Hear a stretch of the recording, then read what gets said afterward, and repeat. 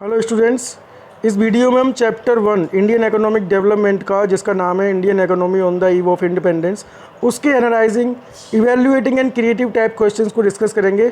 जिसमें पहला क्वेश्चन है, इसमें एक सेंटेंस लिखा हुआ है कि इंडिया की traditional handicraft industry British rule के दौरान बिल्कुल बर्बाद हो गई। तो ये आप जानते हो कि ये बात बिल्कुल सही है। तो सबसे पहले इसका आंसर देना आपको यस में, और फिर आपको इसका रीज़न लिखना है। ठीक है, तो सबसे पहले तो आप थोड़ा सा आप लिख दो कि इंडिया की हैंडीक्राफ्ट इंडस्ट्री कैसी थी बिफोर ब्रिटिश रूल। यानी कि बहुत अच्छी पोजीशन थी, कॉटन और सिल्क, टेक्सटाइल्स में, मेटल्स में और प्रीसियस स्टोन वर्क्स में पूरा इंडिया जाना जाता था दुनिया भर में। ठीक है, और रेपुटेशन थी, fine quality of material use होता था, और कलाकार यानी क्राफ्टमैनशिप जो थे वो बहुत अच्छे स्टैंडर्ड के थे। यानी कि इंडिया का जो हैंडीक्राफ्ट इंडस्ट्री थी वो बहुत ही अच्छी थी और दुनिया भर में उसका नाम था। और अब ये बर्बाद कैसे हुई, इसके रीज़न हमने जाने थे। कैसे कि ब्रिटिशर्स जो थे वो ब्रिटेन से सस्ते प्रोडक्ट इंडिया में लेके आ रहे थे। ठीक है, और हैंडीक्राफ्ट पे उन्होंने एक्सपोर्ट ड्यूटी को बढ़ा दिया था, जिससे कि हैंडीक्राफ्ट को दूसरी कंट्री में बेच पाना मुश्किल हो रहा था, क्योंकि हैंडीक्राफ्ट के प्राइसेस अब बढ़ गए थे तो वो महंगा पड़ रहा था। ठीक है, और दूसरे रीज़न थे कि वो मशीन मेड प्रोडक्ट थे ब्रिटेन के, ये हाथ से बनता था। तो मशीन से बनता था तो जल्दी बनता था, हाथ से बनता था लेट लगता था, तो मार्केट में वो चीज़ पहले ज़्यादा अवेलेबल होती थी ब्रिटिशर्स की। ठीक है, तो इस तरह से हैंडीक्राफ्ट इंडस्ट्री थी जो इंडिया में बिल्कुल कोलैप्स हो गई थी। ठीक है, second question, during the British rule despite being the occupation of about 85% of India's population, the agriculture sector continued to experience stagnation and not infrequently unusual deterioration. Agricultural productivity became low. Do you agree with the above statement? Give valid reasons in support of your answer. थोड़ा सा statement की language थोड़ी सी tough है, मैं आपको समझा देता हूँ ये क्या कह रहे हैं अपने स्टेटमेंट में। कि ब्रिटिश कॉलोनियल रूल के दौरान, यानी अंग्रेज़ों के शासन के दौरान, despite being the occupation of about 85% of India's population, यानी कि भारत की जनसंख्या का 85% लोग एग्रीकल्चर में इन्वॉल्व होने के बावजूद, है ना, फिर भी एग्रीकल्चरल सेक्टर में क्या था, स्टैग्नेशन। स्टैग्नेशन का मतलब नो ग्रोथ। ठीक है, नो ग्रोथ है। इसके बाद not infrequently unusual deterioration, agricultural productivity became low, और लगातार शोषण होने के बाद एग्रीकल्चर का जो उत्पादन की क्षमता थी वो कम हो गई। तो ये स्टेटमेंट सही है या गलत है? बिल्कुल सही है। और इसके रीज़न आपको देने हैं। क्या रीज़न देने हैं कि एग्रीकल्चर बैकवर्ड क्यों था during the eve of independence, जो हमने चैप्टर 1 में पढ़े थे। सबसे बड़ा कारण आपको देना है उसका ज़मींदारी सिस्टम, पहला रीज़न देना है। यानी कि यहाँ पर जो दिया है वो क्या दिया है, various system of land settlement. ठीक है, तो ज़मींदारी सिस्टम दे दो आप पहला रीज़न अपने आंसर के सपोर्ट में। दूसरा रीज़न दे दो आप टेक्नोलॉजी का कमी का होना, लो लेवल ऑफ टेक्नोलॉजी, और इरिगेशन की फैसिलिटीज़ का कम होना, फर्टिलाइज़र वगैरह का यूज़ नहीं होता था। तो ये दूसरा रीज़न आप दे दो।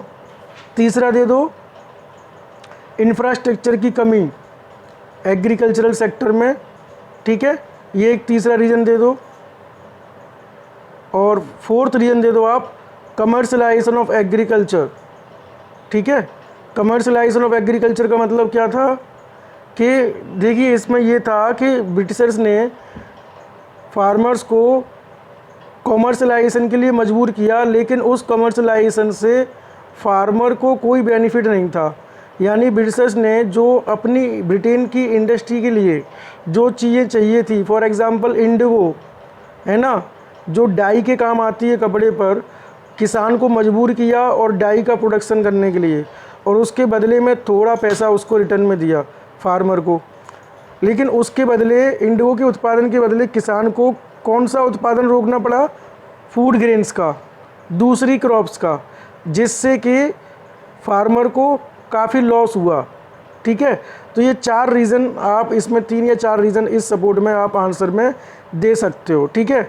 हमको एनालिटिकल जो क्वेश्चन होते हैं, जो क्रिएटिव क्वेश्चन होते हैं, अगर हमने चैप्टर जो है हमने अच्छी तरह से पढ़ा है, अच्छी तरह से हमने उसको समझा है, तो आंसर बहुत आसान हो जाता है देना। इसलिए मेरा आपसे ये कहना है, चैप्टर को अच्छी तरह से पढ़ो, चैप्टर के हर पॉइंट आपको अच्छी तरह से याद होने चाहिए।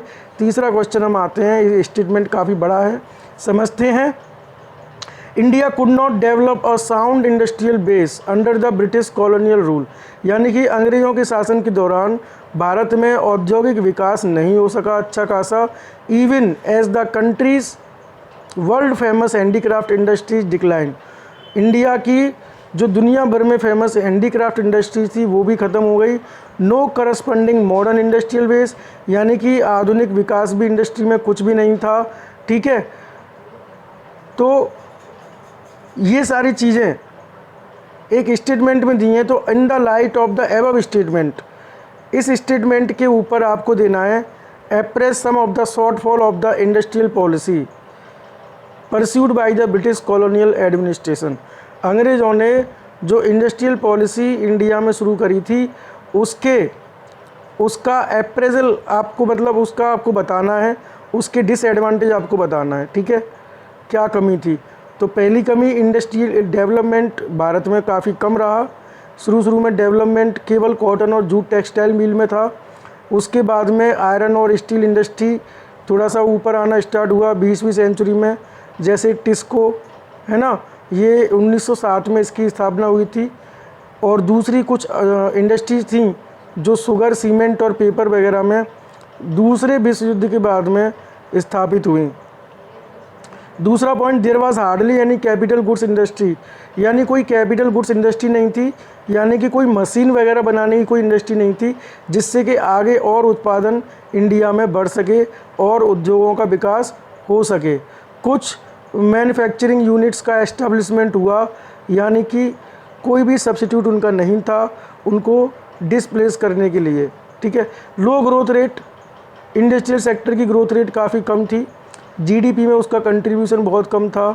और very limited area of operation of the public sector, public sector में यानी कि सरकार का बहुत कम रोल था, यानी केवल रेलवेज़ में, पावर जनरेशन में और कम्युनिकेशन, पोर्ट्स और दूसरे कुछ डिपार्टमेंटल अंडरटेकिंग्स थे, वहीं पर केवल सरकार का केवल भूमिका थी। तो ये इसके आंसर हुए इस क्वेश्चन के इस सपोर्ट में। फोर्थ क्वेश्चन क्या है, most important character of India's foreign trade, Bharat के विदेशी व्यापार का मेन जो महत्वपूर्ण जो कैरेक्टर था वो था generation of large export surplus, ठीक है। But this surplus came of a huge cost to the country's economy, लेकिन ये जो सरप्लस था उससे देश की आर्थिक स्थिति के लिए एक बहुत बड़ा नुकसान था। यानी कि आप क्या इस एग्रीमेंट से सही राज़ी हो। ये थोड़ा सा क्वेश्चन आपको आंसर पहले इसका डिस्कस करते हैं, तब आपको समझ में आएगा क्या है। ये स्टेटमेंट बिल्कुल सही है। भारत का विदेशी व्यापार अंग्रेज़ों के शासनकाल के दौरान था, वहाँ से बड़ा एक्सपोर्ट सरप्लस बचता था, बट उसकी कीमत बहुत ज़्यादा होती थी। उसका कारण क्या था, बहुत सारी जो ज़रूरी कमोडिटीज़ थी, अनाज, कपड़े, केरोसिन, वो डोमेस्टिक मार्केट में बहुत कम अवेलेबल थी। और जो भी एक्सपोर्ट सरप्लस था उससे कोई इंडिया में गोल्ड और सिल्वर का फ़्लो नहीं हो रहा था, बट उसका यूज़ पेमेंट करने के लिए हो रहा था खर्चों का, और वो खर्चे किसके थे, अंग्रेज़ों के खर्चे थे, यानी कि देश पर शासन करने के लिए जो खर्चे हो रहे थे। इस प्रकार जो इंडिया का सरप्लस था, एक्सपोर्ट सरप्लस, वो इंडिया का वेस्ट जा रहा था, जिसको हम बोलते हैं ड्रेन ऑफ इंडिया वेल्थ, ठीक है। तो भले ही एक्सपोर्ट सरप्लस बच रहा है फिर भी, लेकिन वो इंडियन इकोनॉमी के लिए कोई फ़ायदेमंद नहीं था। पांचवा क्वेश्चन हम डिस्कस करेंगे, कॉलोनियल रिजाइम के दौरान जो बेसिक इंफ्रास्ट्रक्चर जैसे रेलवे, पोर्ट, वाटर ट्रांसपोर्ट है ना, और पोस्ट्स एंड टेलीग्राफ, ये विकास हुआ। बट रियल मोटिव था इसके पीछे वो क्या था, लोगों की मदद करना नहीं बट अपने फ़ायदे के लिए था। क्या ये बात सही है? यस, बिल्कुल सही है। अंग्रेज़ों ने इन सब चीज़ों का विकास किया अपने फ़ायदे के लिए, ना कि भारत देश की जनता के फ़ायदे के लिए। तो ब्रिटिशर्स के क्या उद्देश्य थे, क्यों उन्होंने इन सब चीज़ों को डेवलप किया, उसके हमको आंसर देना है। तो सबसे पहले स्टेटमेंट बिल्कुल सही है, तो आप आंसर लिखोगे यस। उसके साथ में आप रीज़न लिखोगे कि रेलवे को डेवलपमेंट क्यों किया, ताकि उनके प्रोडक्ट, उनकी आर्मी, उनके लोग जल्दी जल्दी मूव हो सकें इंडिया के हर एक कोने में, ठीक है, जिससे कि इंडिया पर रूल करने में उनको आसानी हो। पोर्ट्स का उन्होंने किया एस्टेब्लिशमेंट, पोर्ट्स का कंस्ट्रक्शन किया, बंदरगाह वो किया वही चीज़ के लिए, ताकि प्रोडक्ट को आसानी से यहाँ से कमोडिटीज़ आसानी से जा सके, कोई सामान वहाँ से आसानी से आ सके। वाटर ट्रांसपोर्ट का भी वही मकसद था। पोस्ट का क्यों किया, ताकि ब्रिटेन से कम्युनिकेशन आसान हो सके ब्रिटिशर्स के। और टेलीग्राफ, तो ये सब चीज़ पोस्ट और टेलीग्राफ का डेवलपमेंट किया, कम्युनिकेशन आसान हो सके, ठीक है, उनके फ़ायदे के लिए। तो ये 5 क्वेश्चन है इसमें हॉट और एनालिसिंग में। आई होप कि आपको इससे थोड़ा सा रिवीजन हुआ चैप्टर का। अगले वीडियो में फिर से मैं हॉट और एनालिसिंग लेके आऊँगा अगले चैप्टर के, जिनको पढ़ना बहुत ज़्यादा ज़रूरी है।